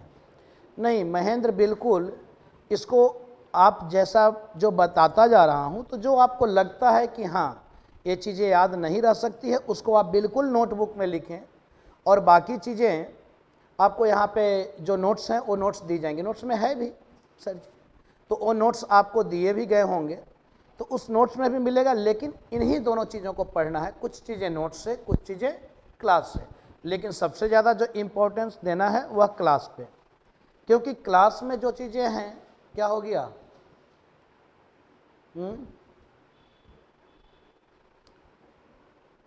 क्या हो गया है, कुछ किए क्या?